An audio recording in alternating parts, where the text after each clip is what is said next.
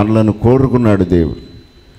సాతానును మీ పాదాల కింద నేను పెట్టి ఉన్నాను, అది అప్పుడప్పుడు లెగుస్తూ ఉంటుంది.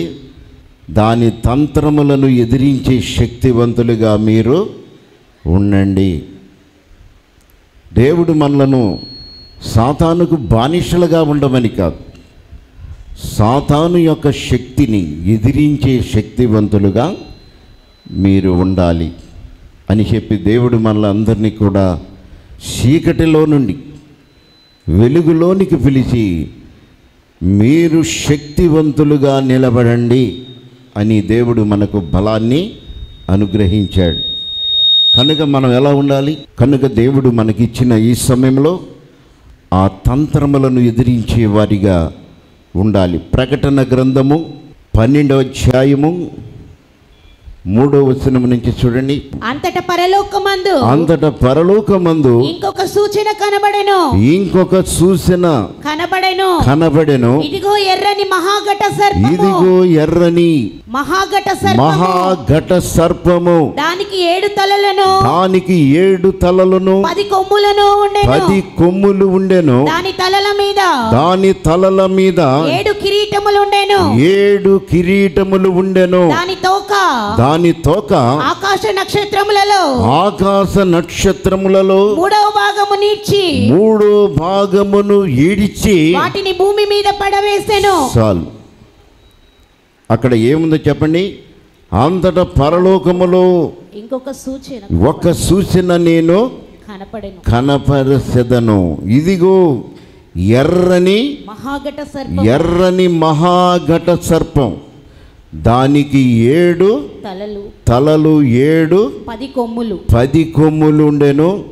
దాని తల మీద ఏమన్నా చెప్పండి, 7 కిరీటాలు ఉన్నవి.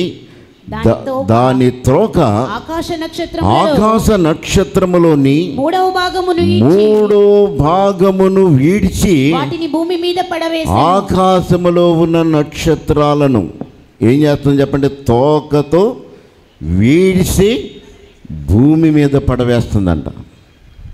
అది ఎర్రని ఘట సర్పం, చాలా సౌందర్యము కలిగిన ఘట సర్పం. దానికి 10 కొమ్ములు ఉన్నాయి, చక్కని రూపమున్నది. దాని రూపం ఎలా ఉందో చెప్పండి, ఎర్రగా ఉన్నది, భీకరమైన స్థితిలో ఉన్నది. కనుక మానవులను ఎంత భయపెట్టినా యేసు నామమును అంగీకరించిన వారు చంపినా, అలాగునే వారందరినీ కూడా రకరకాలుగా హింసలు పెట్టినా, దాన్ని స్వరూపాన్ని చూపించి ఎంత భయపెట్టినా మారని వారు, ఇంకా ఆరాధించేవారు ఏం చేస్తుంది చెప్పండి, తలతో మాటతో కొమ్ములతో వారిని నాశనము చేయకుండా తోకతో పడవేయాలి అనుకుంటుంది. తోకతో. ఎందుకంటే క్రైస్తవుడు ఎవరి చేత కట్టబడ్డాడు చెప్పండి, దేవుని సంఘం, పరిశుద్ధ సంఘం. దేవుడు పరిశుద్ధ సంఘముగా మిమ్మల్ని అందరినీ ఆయన ఏర్పాటు చేసుకున్నాడు. ఈ సంఘాన్ని పాడు చేయటము సాతాను వశము కానే కాదు. కనుక వాడు ఎంత భయపెట్టినా, ఎన్ని మరణ శిక్షలు వేసినా, ఎన్ని నిందలు వేసినా క్రైస్తవుడు దేవుణ్ణి ఆరాధించకుండా మానలేడు. కనుకనే తన స్వరూపాన్ని, తన భీకరమైన రూపాన్ని చూపించి మనుషులను భయపెట్టినా దానివల్ల కానీ కావటలేదు. కనుక ఆలోచన చేసింది. ఏం చేసింది చెప్పండి, నక్షత్రముల వలె ఎదిగిన వారు, ఆకాశ మండలములో జ్యోతులుగా పోలిన వారిని చూడండి. దానియేలు గ్రంథం 12వ అధ్యాయము 3వ వచనాన్ని చూడండి. బుద్ధిమంతులైతే ఆకాశ మండలములోని జ్యోతులను పోలిన వారే ప్రకాశించెదరు. నీతి మార్గమును అనుసరించు నడుచుకొనున్నట్లు ఎవరు అనేకులను తిప్పుదురు నక్షత్రము వలె వారు ఆకాశ మండల నక్షత్రముల వలె నిరంతరము ప్రకాశిస్తున్న వారిని. సాతాను ఏం చేస్తున్నాడు చెప్పండి? మొదటిగా 10 కొమ్ములు భయంకరమైన రూపాన్ని కలగచేసి తన వికృత శ్రేష్టలన్నీ కూడా సంఘము ఎదుట ప్రదర్శన చేసిన వాడు, భయపెట్టిన క్రీస్తు బండ మీద కట్టబడిన సంఘానికి భయం అనేది లేనే లేదు. వారు ఏం చేస్తున్నారు చెప్పండి? ప్రాణాలు పోయినా మేము మా దేవుణ్ణి విడవం అని చెప్పి వారు ఏం చేస్తున్నారు చెప్పండి? ప్రాణము పోయినా పర్వాలేదు కానీ మేము మాత్రము మా దేవుని శక్తివంతమైన నామమును విడవము అని చెప్పి అనేకులను చంపిన, అది రక్తపాతాన్ని సృష్టించిన, అది దాని యొక్క ఆలోచన నెరవేరటం లేదు. దేవునికి స్తోత్రము, హల్లెలూయా. ఆలోచన చేసింది. ఏం చేసింది చెప్పండి? తోకతో. అక్కడ ఏం చేస్తుంది చెప్పండి? అది చదవండి. ఇది దాని తోకతో ఆకాశ నక్షత్రములలో 3వ భాగమును వీడిచి వారిని వీడిచి గనులైన వారు, సాక్షులైన వారు, అలాగనే దేవుని సువార్త ప్రకటించిన వారు, నీతిగా నడుచుకున్నవారు, దేవుని సాక్షులుగా ప్రకాశిస్తున్నవారు, ఎంత బలవంతులైనా సరే వారిని ఏం చేస్తుంది చెప్పండి? సాతాను వీడిచే ఆకాశ నక్షత్రముల వలె ప్రకాశించే ఆ విశ్వాసాన్ని, ఆ యొక్క సాక్ష్యాన్ని, వారు చెప్పిన సాక్ష్యాలే కానీ వారు దేవుని మందిరములో ఎంత గొప్ప వారైనా సరే కుయుక్తి చేత సాతాను వారిని పరలోకములో నుండి ఏం చేస్తుంది చెప్పండి?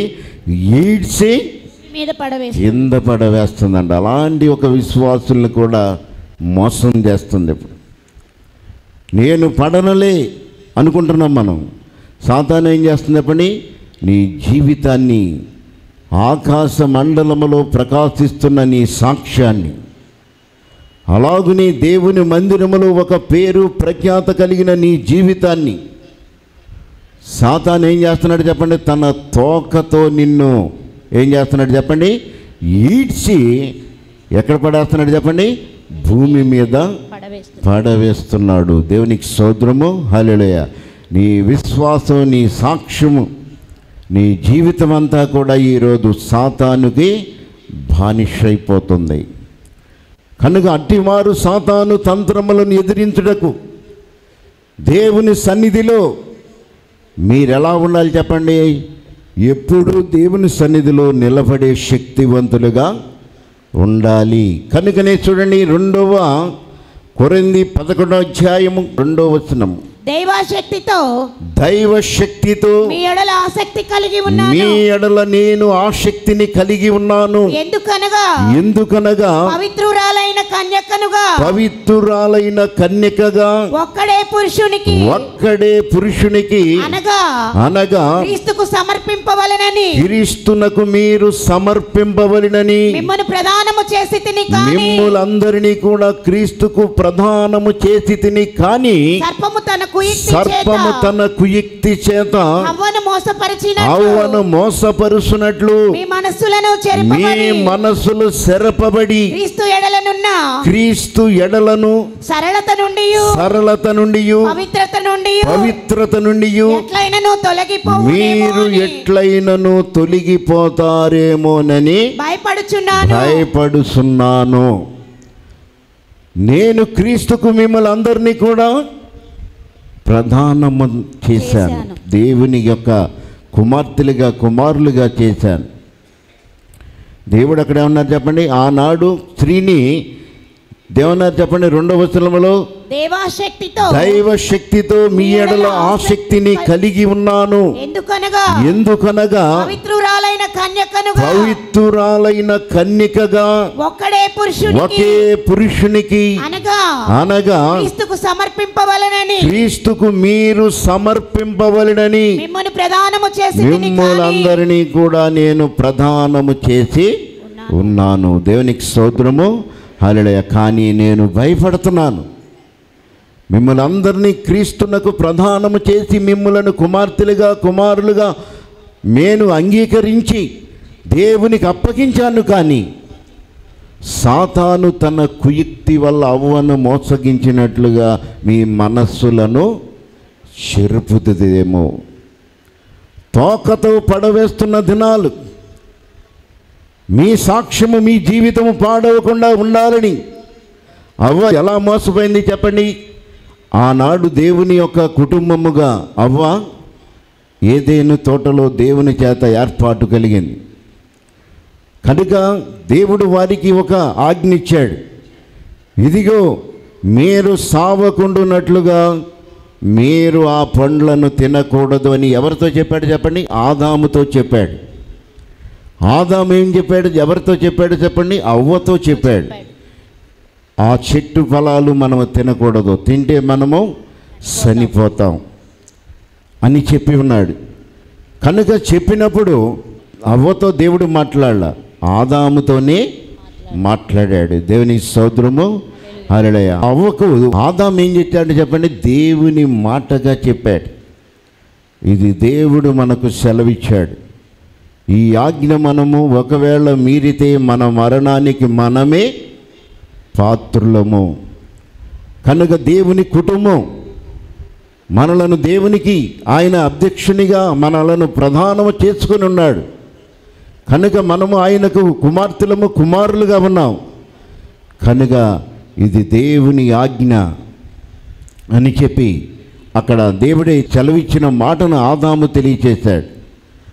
ఆదాముతో చెప్పిన మాట ఆదాము జ్ఞాపకం ఉన్నది, కానీ అవ్వకు మాత్రం గుర్తుండే ఆ సాతాను స్వరము విని ఏమనేది చెప్పండి?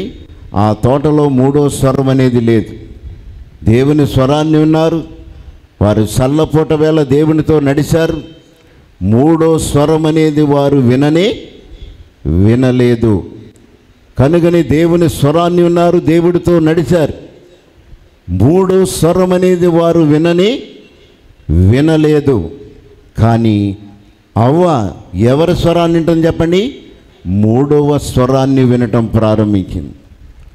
మూడో వ్యక్తి, నిన్ను సృష్టించినవాడు, నిన్ను కాపాడినవాడు, నీకు మేలు చేసిన దేవుని మాటలను గుర్తు పెట్టుకొనమని ఆదాము తెలియచేసిన మాటలను అవ్వ ఏం చేసింది చెప్పండి?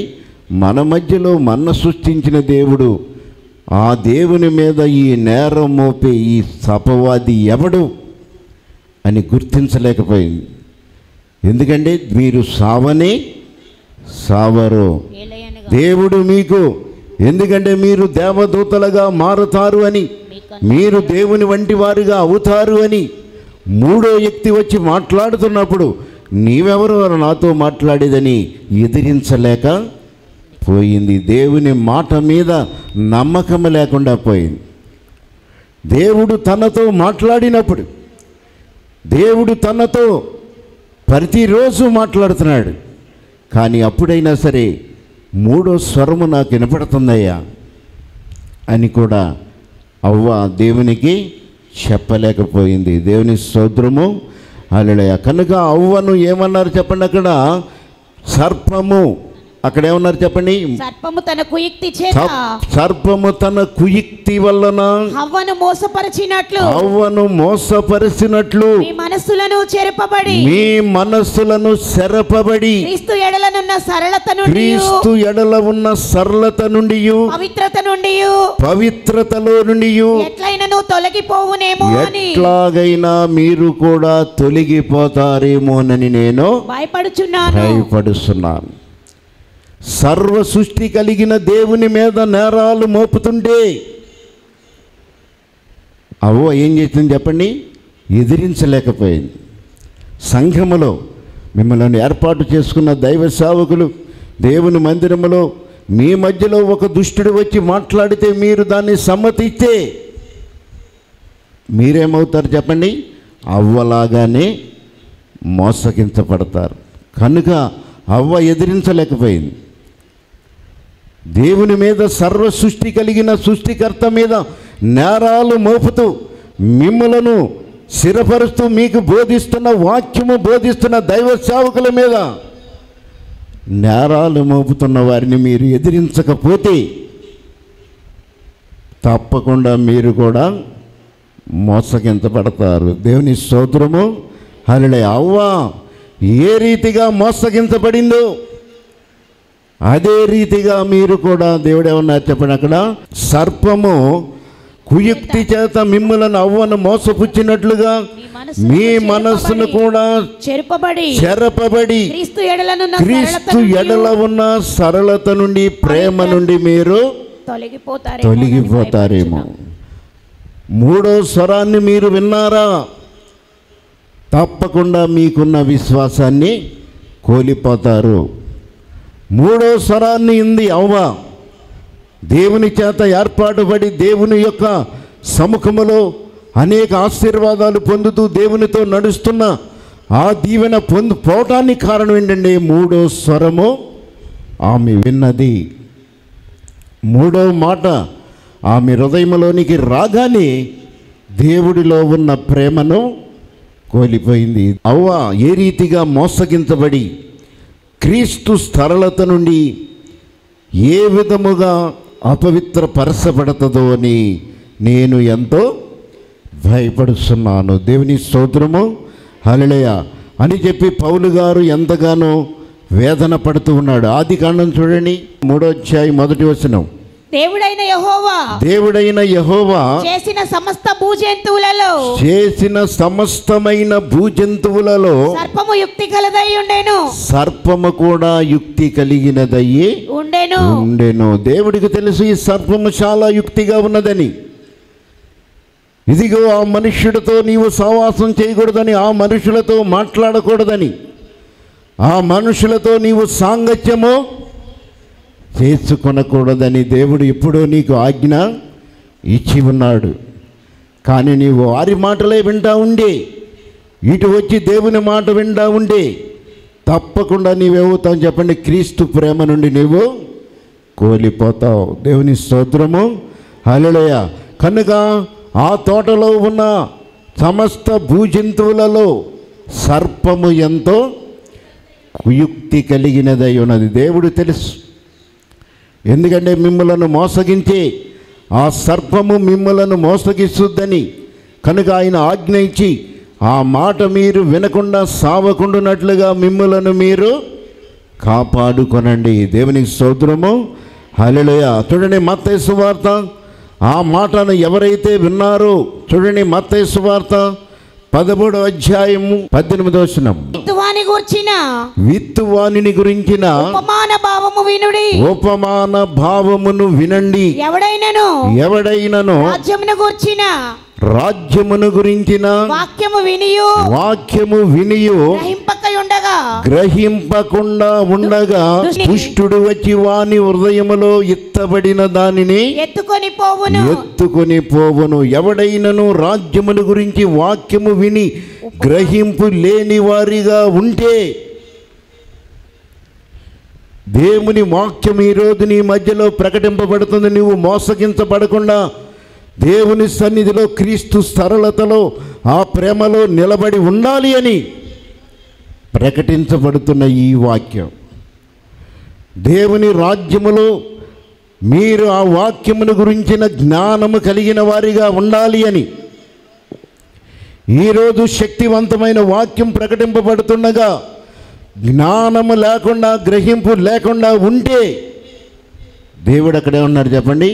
ఆ వాక్యాన్ని సాతాను ఎత్తుకెళ్ళిపోతాడు. దేవుని స్తోత్రము. హల్లెలూయా.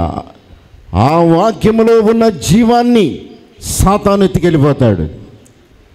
కనుక సాతాను ఎలా ఉన్నాడు చెప్పండి? ఈరోజు గద్దించు సింహములాగా ఉన్నాడు. ఎవరైతే ప్రకాశమానముగా వెలుగుతూ ఉన్నారో, ఎవరైతే దేవుని మందిరములో నాటబడి ఉన్నారో, ఎవరైతే దేవుని సముఖములో వారు పరిపూర్ణముగా వెతుకుతున్నారో వారందరినీ సాతాను ఏం చేస్తున్నాడు చెప్పండి? లాగి వీడిసి పడవేయాలి అని కుయుక్తి చేత ఏదో ఒక విధంగా నీకు కుయుక్తి మాటలు తెలియచేసి దేవుని వాక్యము నీలో గ్రహింపు లేకుండా, దేవుని వాక్యానికి నీవు లోబడకుండా ఎప్పుడైతే నీవు ప్రవర్తిస్తున్నావో దేవుడు అంటున్నాడు, సాతాను నీ వాక్యము నీ దగ్గరకు వచ్చిన దాన్ని ఎత్తుకుని పోతున్నాడు. దేవునికి స్తోత్రము. హల్లెలూయా. అప్పుడు నీ పరిస్థితి కింద చదవండి. అప్పుడు త్రోవ ప్రక్కన విత్తబడిన వాడు వీడే, త్రోవ పక్కన ఎత్తబడిన వాడు వీడే, రాతి నేలన విత్తబడిన వాడు, రాతి నేలన ఎత్తబడిన వాడు, వాక్యము విని, సాక్ష్యము విని, వాక్యము విని వెంటనే సంతోషముతో దానిని అంగీకరించువాడు, వాక్యము విని వెంటనే సంతోషముతో దానిని అంగీకరించి, అయితే అతనిలో వేరు లేనందున అతడు కొంతకాలమే విశ్వాసంగా ఉంటాడు. బాగా వాక్యాన్ని అంటాడు, చాలా బాగుంది. దేవుని రాజ్య సువార్త, నీ ఆత్మను కాపాడే రక్షణ వాక్యం నీ వద్దకు వచ్చినప్పుడు వాక్యాన్ని వింటాడు. కొన్ని రోజులు చాలా సంతోషంగా ఉంటాడు. వాక్యము నిమిత్తము శ్రమ కలిగినప్పుడు, బాధ కలిగినప్పుడు వాడు ఏం చేస్తున్నాడు చెప్పండి? దాని నిమిత్తము ఏం చేస్తున్నాడు చెప్పండి? సంతోషముతో అంగీకరించి, వాక్యము నిమిత్తము శ్రమలు బాధలు రాగా హింస అయినను కలుగగానే అభ్యంతరపడతాడండి. శక్తి లేదు, ఇక తట్టుకునే శక్తి లేదు కనుక వాక్యం మీద ఆధారపడ్డు. వాక్యములో శక్తి లేదనుకుంటున్నాడు. తనలో విశ్వాసము లేదనే విషయాన్ని అతను గుర్తిస్తలేదు, కానీ వాక్యములో శక్తి లేనే లేదు అనుకుంటున్నాడు. ఇక దేవుడే విడిచిపెట్టేశాడు. దేవుడికి వందనాలు, అయ్యగారికి వందనాలు, అమ్మగారికి వందనాలు. నా పేరు మాధురి, మాది రాజారి గోలగూడెం అండి. నేను పాతపాడులో 5 సంవత్సరాలు ఉన్నాను. అక్కడ బుజ్జక్క ద్వారా నాకు ఈ చర్చి తెలిసింది. ఎప్పుడు కనపడినా ఆ అక్క, అమ్మ ఒకసారి మేము వెళ్ళే చర్చికి రండి అమ్మ, 7 వారాలు వచ్చినా చాలు, నీకు ఏ సమస్య ఉన్నా తగ్గిద్దని చెప్పింది. అసలు అప్పుడు మా పరిస్థితి ఏం బాగోలేదు. చేసుకుంటేనే తిన్నట్టు, నెల అంతా మేము చేసినవి కూడా సరిపోక అప్పు చేసుకొని మళ్ళీ తిని మళ్ళీ అట్టుండేవాళ్ళం. అలాంటి పరిస్థితిలో నేను ఈ మందిరానికి వచ్చాను.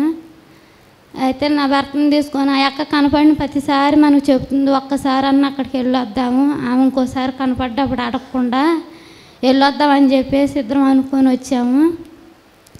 కానీ అక్కడికి వచ్చాక ఆ రోజు అయ్యగారు మాటలేని మీ జీవితంలో మేమేం కోల్పోయినాము మా గురించే చెప్పినట్టుంది.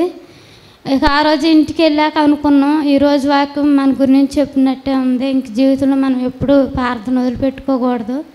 అంతకుముందు వెళ్ళాము కానీ ఎప్పుడో ఒకసారి వెళ్ళి వచ్చేవాళ్ళం, కానీ మా దేవుడి మీద అంత నమ్మకంగా ఉండలేకపోయాము. కానీ ఇక్కడికి వచ్చాక ఇద్దరం ఖచ్చితంగా ఇక్కడికి వద్దాము, మన అబ్బాయికి నిమ్ము ఉందగా 7 వారాలు వస్తే తగ్గిద్ది అంటున్నారు. ప్రతి సంవత్సరం పిల్లోడు ఎంతో యాతన పడుతున్నాడు ఆ నింబు వల్ల. అక్కడ తగ్గినా చాలు, మనకి ఎలాగాలో మనం కష్టపడైనా బతుకుతున్నాం, పిల్లోడికి శుభ్రంగా నయమైతే చాలు అనుకున్నాం. ఇక్కడికి వచ్చాము, అమ్మగారు వాళ్ళకి చెప్పాము. అయితే మా అబ్బాయికి ప్రతి సంవత్సరం వెళ్ళేవాళ్ళం హాస్పిటల్లో, వారం ఉండాల్సి వచ్చేది. ఆ నిమ్ము ఉబ్బసం ఆవేశం ఒకేసారి వచ్చి ఎంతో యాతన పడేవాడు. ఈ మందిరానికి వచ్చిన కాంచి ఇప్పటి వరకు మా అబ్బాయికి ఏ రోజు నిమ్ము బాధ ఒక్కరోజు కూడా బయట వేయలేదు, ఇప్పటి వరకు నిమ్ము లేదు. తర్వాత నాకు కూడా చెవుకి హోల్ పడింది. ఎంఏకి ఆపరేషన్ చేయకపోతే సన్న నరాలు అవి లోపల పాడైపోతే చిన్న బ్రెయిన్ కూడా ఎఫెక్ట్ అయ్యే అవకాశం ఉందమ్మా అన్నారు. మా పరిస్థితి అసలు చేసుకుంటే తిన్నట్టు, అలాంటిది ఇప్పుడు ఆపరేషన్ అంటే 80,000 అయితే అన్నారు. ఎలాగని ఇంక దేవుడికి ప్రార్థన చేసుకొని అయ్యగారు వాళ్ళకి చెప్పినాం. తర్వాత హాస్పిటల్కి వెళ్ళే ముందు అయ్యగారి దగ్గరికి వచ్చి ప్రార్థన చేయించుకొని వెళ్ళాము. మరి సంవత్సరంన్నర చేసిన వాళ్ళకి ఆ ఉద్యోగం, మా ఆయన అప్పుడు విజయవాడ గోద్రేజ్ కంపెనీలో చేసేవాడండి. అప్పుడు సంవత్సరంన్నర చేస్తేనే అక్కడ ఫ్రీగా మాకు ఆంధ్ర హాస్పిటల్కి పంపిస్తారంట. కానీ మా ఆయన 1 సంవత్సరమే చేస్తున్నాడు. అక్కడ హాస్పిటల్కి వెళ్ళినప్పుడు ఆ ఫైల్లో మా అదృష్టం దేవుడు మాకు సాయం చేసి, ఎన్ని సంవత్సరాల నుంచి ఉద్యోగం చేస్తున్నామని అడగకుండానే సంతకం పెట్టి వాళ్ళ ద్వారాగా నాకు ఆపరేషన్ జరిగేటట్టుగా సాయం చేసాడు. తర్వాత హాస్పిటల్కి వెళ్ళినప్పుడు, అమ్మ నీకు ఆపరేషన్ చేసినా మేము 60% చెప్పలేమమ్మా, 40% అయింది, ఎందుకంటే నీ చెవు పూర్తిగా పాడైపోయింది.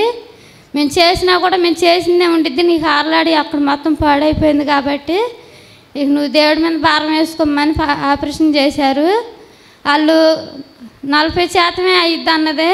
వాళ్ళ డాక్టర్ కూడా ఆశ్చర్యపోయింది. మేము 3 గంటలు కష్టపడి చేసినందుకు మా ఫలితం వృధా కాలేదమ్మా నీకు, మేము 40 అన్నాం కానీ నీకు 60% స్వస్థత వచ్చిందని చెప్పారు. మరి అలాగే మాకు పరిస్థితులు ఎంతో దారుణంగా ఉండేవి. ఒక్కోసారి అయితే మా ఇంట్లో ఉన్న సమస్యలకి పరిస్థితులకి చనిపోవాలనుకునేదాన్ని. అలాంటి పరిస్థితులలో నేను ఇక్కడికి వచ్చాక దేవుడు నాకు 2 కార్యాలు, గొప్ప కార్యాలు చేశారు. అలాగే అయ్యా నేను నాకంటూ ఈ భూమి మీద ఇంత చోటు కూడా లేదయ్యా, రేపు నా బిడ్డల పరిస్థితి అయితే, మేమైతే అద్దులుకుంటున్నాం, నా పిల్లల పరిస్థితి ఏంటయ్యా, నేను ఇక్కడ ప్రార్థన చేసుకున్నా. దేవుడు అద్భుతంగా మాకు 3 సెంట్ల స్థలం కొనుక్కోవటానికి ఎంతగానో సాయం చేసిండు. డబ్బులు లేని మాకు 1 లక్ష రూపాయలతో మేము ముందు అడిగేస్తే దేవుడే మాకు ముందుకు నడిపించి 3 సెంట్ల స్థలం కొనుక్కోవటానికి మాకు సాయం చేశాడు. మళ్ళీ 1 లక్ష రూపాయలు అప్పు చేసిన సంవత్సరం తిరగపోయాక మళ్ళీ మేము తీర్చేసుకోగలిగాము. అలాగే మాకు రేషన్ కార్డు లేక కనీసం అమ్మఒడి కూడా రాలేదు. అలాంటి పరిస్థితుల్లో అందరూ అనుకుంటున్నారు మాకు జగన్ కాలనీ ఇల్లు వచ్చింది, నాకు వచ్చింది అని అందరూ అక్కడ కంపెనీలో పనిచేసినప్పుడు అందరూ చెప్పుకొని ఆనందపడుతుంటే నేను కూడా అనుకున్నా, అయ్యా మేము కొన్నదైతే ఒక బిడ్డకు సరిపోయేది, అదే నాకు రేషన్ కార్డు ఉంటే నేను కూడా పెట్టుకుంటే నాకు ఇలాగే వచ్చేది, నేను ఇంతలాగా అందరూ చెప్పుకొని ఆనందపడేదాన్ని. అయ్యా నీ సిద్ధం అయితే ఏమోనయ్యా నేను అడుగుతున్నా, నీ సిద్ధం అయితే నాకు కూడా రేషన్ కార్డు వచ్చేది, నాకు ఇల్లు లేకపోయినా పర్లా, స్థలం రాకపోయినా పర్లా, రేషన్ కార్డు అన్నా వచ్చేలాగా చెయ్యయ్యా, నేను ఎన్ని చోట్ల తిరిగి ఎంత ఖర్చు పెట్టినా నాకు రావట్లేదని ఆ రోజున అది చెప్పినప్పుడు ఆనందం, నాతో పాటు పనిచేసి వాళ్ళు చెప్పుకునేటప్పుడు నేను అలాగ అనుకున్నా. కానీ నేను ఏ రోజైతే ఆ మాట అనుకున్నానో మళ్ళీ అదే రోజున మళ్ళీ నాకు ఫోన్ వచ్చింది మా ఊరి నుంచి, అమ్మ నీకు ఇళ్ళ స్థలం నీ పేరు మీద వచ్చింది అని చెప్పారు. నాకు అసలు కార్డే లేదు, ఇళ్ళ స్థలం ఎలా వచ్చిందని ఆశ్చర్యపోయాను. ఇది గొప్ప కార్యం దేవుడే చేశాడు నాకు అని. ఇక ఊళ్ళోకి వెళ్ళాక మాకు స్థలం వచ్చింది. ఇప్పుడు మా చేతిలో రూపాయలు లేకుండా ఆ ఇల్లు కట్టడం మేము మొదలుపెట్టిన ఇప్పటి వరకు 4 లక్షలు అయినాయి. అసలు ఆ డబ్బు ఏ రకంగా ఎలా వచ్చిందో కూడా తెలియదు, కానీ 4 లక్షల దాకా అయినాయి. స్లాబ్ లెవెల్ ఆ ఇల్లు కట్టుకోగలిగినవంటే గొప్ప కార్యం దేవుడే చేశాడు. మాకు బంగారం పెట్టి 50,000 పెట్టి మేము స్టార్ట్ చేసినాం, 4 లక్షల దాకా దేవుడే నడిపించాడు. మళ్ళీ అదే కాకుండా మా ఆయన సంవత్సరం నుంచి మందిరానికి రావట్లేదు, అదే అంటే నువ్వు వెళ్ళు నేను వస్తాలే అంటున్నాడు. మీరందరూ ఆయన గురించి ప్రార్థన చేయండి, ఆయన కూడా రావాలి, ఆయన నా పని ఉందలే నేను రాలేకపోతున్నాను నువ్వు వెళ్ళు అని అంటున్నాడు. ఇక్కడికి రాలేకపోతున్నాడు, ఆయన మళ్ళీ రావాలి. నేను నా భర్త పిల్లలు ప్రతి వారం మందిరానికి మేము రావాలని మీరు అందరూ కలిసి ప్రార్థన చేయండి మా ఆయన గురించి. ఈ గొప్ప సాక్ష్యం దేవుడు దీవించిన కాక.